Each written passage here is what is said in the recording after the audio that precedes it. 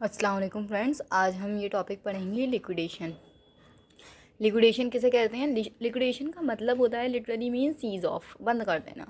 Business में क्या है इसका मतलब कि हमारा बिजनेस को बंद कर देना। जैसे liquidation is the shut down of the business. Business को जब हम बंद कर देते हैं, हमें ये पता है बिज़नेस जब चलता है तो उसमें कुछ ना कुछ परेशानियाँ आती हैं, जिसकी वजह से कभी ऐसे मोड़ पर आ जाता है बिज़नेस कि हमें उसे बंद ही करना होता है, कोई और दूसरा ऑप्शन नहीं होता। या फिर कोर्ट ऐसा हमें नोटिस दे देती है कि हमें अपना बिज़नेस को बंद करना कंपलसरी हो जाता है, या फिर बैंकरप्सी हो जाती है, कैश फ्लो सही नहीं है, इस वजह से हमें लिक्विडेट करना होता है। ठीक है, जब हम लिक्विडेट करेंगे, अपने बिज़नेस को बंद करेंगे, तो उसके बाद क्या होता है कि हमारे पास क्रेडिटर्स होते हैं, थर्ड पार्टी होती है, तो हमें उन्हें पे करना ज़रूरी होता है। हमारी लाइबिलिटीज़ हैं आखिरकार क्रेडिटर्स, तो हमें उन्हें पे करना ज़रूरी है। तो जो हमारे पास एसेट्स हैं, बिज़नेस लिक्विडेट करने के बाद जो हमारे पास एसेट्स हैं, हम उसे सेल ऑफ करके क्रेडिटर्स को दे देते हैं, और फिर उसके बाद शेयर होल्डर्स, इन्वेस्टर्स, ओनर्स, इन सबको दे देते हैं। ठीक है, पूरी यही बात है।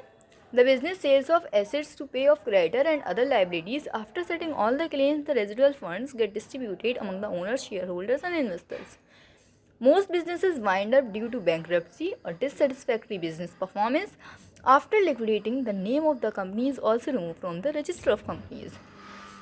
तो बिज़नेस बैंकरप्सी की वजह से या डिससेटिस्फैक्ट्री बिजनेस की वजह से बंद कर दिए जाते हैं, या फिर कोर्ट कंपलसरी ऑर्डर दे दी है डिसॉल्यूशन का कि आपको कंपनी अपनी बंद करनी होगी। ठीक है, अगर जब आपकी कंपनी बंद हो गई, लिक्विडेट हो गई, तो उसके बाद क्या होता है कि कंपनी का नाम रजिस्ट्रार ऑफ कंपनी से हट जाता है। रजिस्टर कंपनीज के जो रजिस्टर होता है ऑफिशियल, उससे नाम हट जाता है कोर्ट की तरफ से। ठीक है, ये कुछ प्रोसेस है लिक्विडेशन का कि हमें क्या प्रोसेस फॉलो करना है अपनी कंपनी को बंद करने के लिए।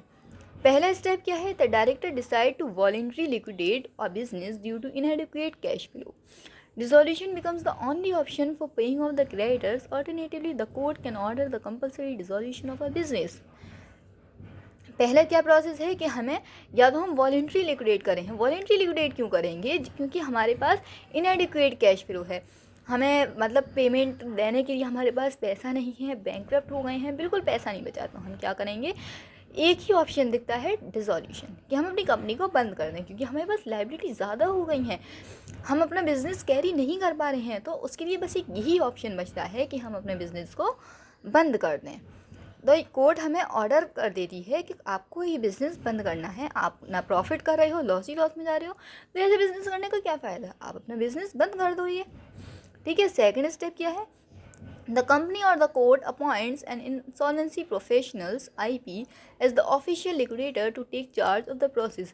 जब हमने अपनी कंपनी बंद कर दी, तो कोर्ट हमें एक अपॉइंट करती है इंसॉल्वेंसी प्रोफेशनल। वो एक ऑफिशियल लिक्विडेटर होता है जो कि चार्ज लेता है लिक्विडेटिंग का, मतलब कि वो सारी चीज़ें वैल्यू करता है कि आपके एसेट्स वैल्यू करता है कि कितने कितने के हैं, क्रेडिटर्स कितने कितने के हैं, किसको कैसे करके पेमेंट करना है, ये सारा काम लिक्विडेटर करता है। ठीक है, नेक्स्ट स्टेप आता है at this stage the owners lose their powers and rights, the liquidator takes over. जब लिक्विडेटर अपॉइंट हो गया तो ओनर्स के पास कोई पावर या राइट नहीं बचा, सब कुछ लिक्विडेटर के पास चला जाता है। लिक्विडेटर जितना जिसे चाहे जैसा चाहे बुक्स के अकॉर्डिंग पे करेगा। ठीक है, वो एसेट भी वही सेल करेगा, पेमेंट भी वही करेगा, इसका ये चार्ज लेता है liquidator. Next step is the insolvency professional dissolves the assets for assessing. अब उसके बाद लिक्विडेटर के पास ये राइट है कि वो सब कुछ कर सकता है, पावर है, तो उसके बाद वो क्या करेगा कि एसेट्स को असेस करेगा, एसेट से डिज़ोल्व कर देगा, मतलब एसेट सेल ऑफ कर देगा, असेस करेगा कि कितने के एसेट्स हैं, फिर उसे सेल ऑफ करेगा ताकि उन्हें क्रेडिटर को पे कर दिया जाए। नेक्स्ट स्टेप यही है। Next the liquidator determines all the payables and debts of the company. फिर कंपनी के ऊपर जितना जितना उधार है, जिससे लिया है, लोन लिया है, आपके क्रेडिटर्स हैं, आपके सप्लायर्स हैं, आपको उन्हें पे करना है, तो ये सारी चीज़ों की लिस्ट निकालेगा कि किस किस को कितना पे करना है। फिर finally the authorise liquidator distribute the funds among claiming parties based on the standard order of priority order. Priority order में एक स्टैंडर्ड ऑर्डर है, उसके अकॉर्डिंग ये लिक्विडेटर पैसा देगा। जैसे सबसे पहले थर्ड पार्टी को देना है, क्रेडिटर्स वगैरह को, फिर उसके बाद आपके इन्वेस्टर्स हैं, आपके स्टेक होल्डर्स हैं, इन सबको पैसा देना है। ठीक है, उसी स्टैंडर्ड ऑर्डर के अकॉर्डिंग लिक्विडेटर पेमेंट करेगा. Then the company ceases to exist and is taken off the registrar of companies.